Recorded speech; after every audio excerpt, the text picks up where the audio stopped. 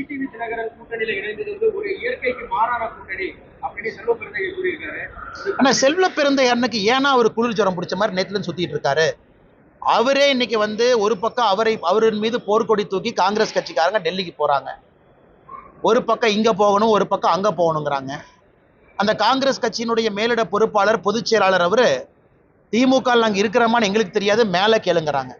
அதே இவ்வளவு கந்தர்கோலத்தில் இருக்கும் பொழுது செல்வ பெருந்தகை அவர் எதற்கு குளிர் ஜுரத்துல சுத்துறாரு? அண்ணன் டிடிவி தினகரன் அவர்கள் என்னோடு தொடர்ந்து பேசிட்டு இருக்கிறாங்க, முதல்ல இருந்து பேசிட்டு இருக்காங்க. அவருடைய மனநிலை எனக்கு மிகச் சிறப்பாக தெரியும். அவர் கோபம் இருந்தாலும் கூட மோடியை விட்டு போகக்கூடிய மனிதர் அல்ல அவர். 2024 எந்த எதிர்பார்ப்பும் இல்லாம வந்த மனிதர் எப்படி 2026 நம்மளை விட்டுட்டு போவாரு? இடையில சில மனக்கசப்பு இருந்திருக்கலாம், சில காரணங்கள் இருந்திருக்கலாம், தற்காலிகமா அவர் போயிருக்கலாம். நான் ஆரம்பத்திலிருந்து மிகுந்த நம்பிக்கையோடு தான் இருந்தேன். அண்ணன் டிடிவி அவர்கள் எங்கேயும் போக மாட்டாங்க, நம்ம கிட்ட தான் இருப்பாங்க அப்படின்னு. அதான் நேத்து அவங்க சொன்னாங்க, அந்த இரண்டு கட்சிகளுக்கு இருக்கக்கூடிய சண்டை என்பது தனிப்பட்ட சண்டை. ஆனால் 2026 பொறுத்தவரை திராவிட முன்னேற்ற கழகத்தை ஆட்சியிலிருந்து அகற்ற வேண்டும் என்பதற்காக வந்திருக்கிறார். அவர் சொன்னதிலிருந்து எதுவும் பேக் அடிக்கலீங்கன்னா, ஆமாம் சில கொள்கைகளை முன்வைத்திருந்தார். ஆனா இன்னைக்கு ஒரு பெரிய விஷயத்திற்காக ஒரு தனி மனிதன் என்கின்ற ஒரு அடையாளத்தை தாண்டி தமிழகத்துல 2026 ஆட்சி மாற்றம் நடக்க வேண்டும் என்பதற்காக கசப்புகள் எல்லாம் மடந்து தினகரன் அண்ணன் வந்திருக்கார். இந்த முடிவு அவரு கடினமாகத்தான் இருந்திருக்கும், ஈஸியான முடிவு இல்லை. பொது வழியில பல விஷயங்கள் பேசிவிட்ட பிறகு கூட அண்ணன் அவர்கள் வந்திருக்கின்றார்கள் என்றால் பெரிய ஒரு விஸ்தாரமான ஒரு விஷயத்தை பார்த்துட்டு வர்றாங்க. அதனால் நான் இதை நன்கு உணர்ந்திருக்கின்றேன். காரணம், ரெகுலரா பேசிட்டு இருக்கோம். அதனால செல்வ பெருந்தை அவர்கள் மீடியால தான் பார்க்கிறார், டிடிவி என்ன பேசினாரு, இன்னைக்கு என்ன பேசினாரு, டிடிவி என்ன சேர்ந்தாரு. அதனால எதுவும் தெரியாமல் இருந்தால் அண்ணன் செல்வ பெருந்தை அவர்கள் பேசாம இருந்தாவே சந்தோஷம். இன்னைக்கு மூழ்கி கொண்டிருக்கக்கூடிய அவங்களுடைய கூட்டணியும் அவருடைய ஆட்சியும் காப்பாற்றுவதற்கு அவருடைய எனர்ஜி அவர் ஸ்பெண்ட் பண்ணுமோ தவிர தேசிய ஜனநாயக கூட்டணியில் என்ன நடக்குதுன்னு ஏன் அவர் எனர்ஜியை ஸ்பெண்ட் பண்றாரு? ஐயா கொஞ்சம் சத்தமா சொல்லுங்க.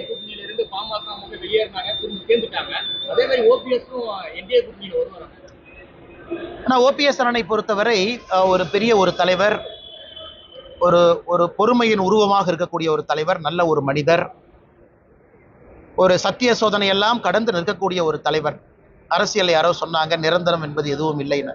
அதனால எனக்கு நம்பிக்கை இருக்கிறது, அண்ணன் ஓபிஎஸ் அவர்களும் மிக முக்கியமான தலைவர், தமிழ்நாட்டினுடைய முன்னாள் முதலமைச்சர், நல்ல ஒரு மனிதர், நல்ல முடிவு அவர் எடுப்பார் என்கின்ற முழு நம்பிக்கை எனக்கு. நாளைக்கு பிரதமர் வராங்க, எப்படி இருக்கும், யாரெல்லாம் மேடையில் இருப்பாங்க? அண்ணா பிரதமர் அவர்கள் நாளை தமிழகத்துல அடிக்கடி வர்றாங்க. ஆனா நாளை வருகை ஒரு முக்கியமான வருகை. காரணம் என்னன்னா, இந்த சட்டப்பேரவை தேர்தலுக்கான ஆயத்த பணி பிரதமர் அவருடைய தலைமையில நாளையிலிருந்து முழுமையாக அது ஆரம்பிக்கிறது. இத்தனை நாள் ஆர்ப்பாட்ட போராட்டம் நடந்திருக்கலாம், தொண்டர்கள் வேலை செஞ்சிருக்கலாம். பட் நாளை என்பது முழுமையாக களத்துல இன்னும் ஒரு 50-60 நாட்கள் பாக்கி இருக்கக்கூடிய வேலையில பிரதமர் அவர்கள் இந்த சவுண்டிங் த போல் பியூகில் என்று சொல்வார். அதாவது ஒரு சண்டை ஆரம்பிப்பதற்கு முன்பாக சங்கெடுத்து நீங்க ஊதுவீங்க, இந்த மாதிரி போர்க்களம் சண்டை ஆரம்பித்து விட்டது என்று. இந்த சவுண்டிங் த போல் பியூகில் என்கின்ற அடையாளமாக பிரதமருடைய நிகழ்வு நாளைக்கு இருக்கும். மதுராந்தகத்துல ஒரு பெரிய அளவில் ஏற்பாடுகள் நடந்து கொண்டிருக்கிறது. இது பிரதமருடைய முதல் வருகை, கடைசி வருகை அல்ல, இன்னும் பல வருகை இருக்கும். பிரதமர் தமிழ்நாட்டினுடைய எல்லா பக்கத்துக்கும் வருவார், மூலை முடுக்கெல்லாம் வருவாங்க. நாளை ஒரு முக்கியம். காரணம் என்னன்னா, மொத்த கூட்டணி கட்சி தலைவர்களும் மேடையில் ஒரு சேர இருப்பாங்க. அது தமிழக மக்கள் பார்க்க போறாங்க, ஒரு வலிமையான தேசிய ஜனநாயக கூட்டணி. அதனால் நிச்சயமாக நாளையிலிருந்து ஒரு புதிய ரத்தம் தமிழ்நாட்டினுடைய தேர்தல் களத்தில் இருக்கும் என்கின்ற முழு நம்பிக்கையோடு நான் இருக்கின்றேன். நாட்டு வெடிகுண்டு இப்ப வீசிருக்காங்க. அதே மாதிரி ஒரு திமுக பிரமுகர் ஒரு வருஷத்துக்கு முன்னாடி சொல்லப்பட்டாரு, தாம்பரம் மணிமகுடம் இந்த சுற்றுவட்டார பகுதியில் நாட்டு வெடிகுண்டு கலாச்சாரம் அதிகமா இருக்குது. இதை என்ன மாதிரி கட்டுக்குள்ள கொண்டு வரணும்? கோட்டுக்கு வெளியே வெட்டுறாங்கண்ணா. இது எப்படின்னா, இப்போ ஸ்டாலின் ஐயாட்ட கேட்டால் என்ன சொல்லுவாருன்னா, ஐயா நாட்டு வெடிகுண்டு போட்டாங்க, ஐயா அருவாள் கலாச்சாரம்னா ஸ்டாலின் ஐயா என்ன சொல்லுவாருன்னா, அவன் ஹோண்டா சிட்டியை தொலைச்சி சுற்றிட்டு இருக்கிறான், டிவி 50 தானே காணாமல் போச்சுன்னு சொல்ற மாதிரி தான் ஆட்சி நடக்குது. அவங்கவுங்க ரோட்ல வெட்டப்பட்டு குத்தப்பட்டு செத்து கொண்டிருக்கின்றார்கள். இது ஒரு பெரிய விஷயமா அப்படிங்கிற மாதிரி தான் அந்த அரசு பேசுது. ஆனா இன்னைக்கு சட்டம் ஒழுங்கு என்பது தமிழகத்துல முழுமையாக சரிந்து விட்டது, அதுல பாதாளத்தில் இருக்கு. அதனுடைய வெளிப்பாடு தாங்கண்ணா இதெல்லாம். அருவாள் கலாச்சாரம், ரவுடி பழிக்கு பழி, ஜெயிலிருந்து வந்தோடனே விட்னஸை போய் வெட்டுறது, அக்யூஸ்டை வெட்டுறது, 15 வருஷத்துக்கு முன்னாடி கொலை பழி இன்னைக்கு போய் பழி வாங்குறது, இதெல்லாம் பார்க்கும் பொழுது தமிழகத்துல உண்மையாலுமே சட்டம் ஒழுங்கு இல்லை. காவல்துறையின் மீது மதிப்பும் மரியாதையும் கிரிமினல்ஸ்க்கு குறைஞ்சிருச்சு. அதனால காவல்துறையினுடைய கையை கட்டி போட்டிருக்கலாம், அவிழ்த்து விடணும். துப்பாக்கி எதுக்குன்னே பூஜை பண்றக்கா இருக்கு, காவல்துறைக்கு அதெல்லாம் கொடுக்கணும், போய் சுடுங்கயான்னு சொல்லணும். யாராவது தப்பு பண்ணா யூஸ் பண்ணுங்க, அதானே ஒரு சட்டம் ஒழுங்கு, அப்படித்தானே பாதுகாக்க முடியும். காவல்துறைக்கு அதனால தானே புல்லட்டு துப்பாக்கிலாம் வாங்கி கொடுக்குறோம், அதனால தானே லட்டியெல்லாம் வச்சிருக்கிறாங்க.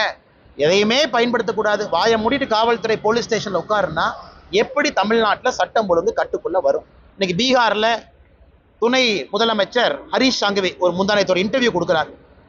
யாராவது பெண்கள் மீது கையை வச்சுட்டு நைட்டு வீட்டுக்கு போகலான்னு எவனாச்சும் நினச்சின்னா குஜராத்தில் நடக்கிறதே வேறு. எனக்கு அந்த மாதிரி தமிழ்நாட்டில் பேசணும்னு நான் காத்துட்டு இருக்கேன். யாராவது பேசுங்க ஐயா. குஜராத்தினுடைய துணை முதலமைச்சர் ஹரீஷ் சாங்கவி பேசுறார். குஜராத்தினுடைய துணை முதலமைச்சர் பெண் மேலே எவனாச்சும் கையை வச்சு நைட்டு வீட்டுக்கு போகலான்னு மட்டும் நினச்சின்னா அது வேற மாதிரி ஆயிரும். அதை இங்கே பேசுறதுக்கு பயம். ஐயோ காவல்துறை கையில் துப்பாக்கி இருக்கு, அதை போட்டால் உடனே ஹியூமன் ரைட்ஸ் கமிஷன்காரன் தேவையில்லாமல் நோட்டீஸ் கொடுப்பான், குறைவான். என்னன்னே பண்ணுவாங்க? நல்லது தானே பேசுகிறோம், நியாயமாக தானே பேசுகிறோம். அதனால் காவல்துறையை முதல்ல ஃபீல்டில் விடுங்க, அவங்க கையை கட்டு போடாதீங்க, எல்லாம் அவங்க சரி பண்ணி கொண்டு வந்துடுவாங்க. 2.73 கோடிக்கும் அதிகமான மக்களின் உள்ளங்களை வென்ற தந்தி டிவியின் டிஜிட்டல் தளங்கள், 1.26 கோடி யூடியூப் சப்ஸ்கிரைபர்ஸ், 47 லட்சம் Facebook ஃபாலோவர்ஸ், 26 லட்சம் Instagram ஃபாலோவர்ஸ், 23 லட்சம் X ஃபாலோவர்ஸ், 11 லட்சம் தந்தி ஆப் டவுன்லோட்ஸ், 30 லட்சம் வெப்சைட் மந்த்லி ஆக்டிவ் யூசர்ஸ், 14 லட்சம் வாட்ஸ்அப் ஃபாலோவர்ஸ். அசுரபலம் கொண்ட எங்கள் டிஜிட்டல் கரங்களில் உங்கள் விளம்பரங்களை சேர்க்க வாட்ஸ்அப் பண்ணுங்க 8939888378.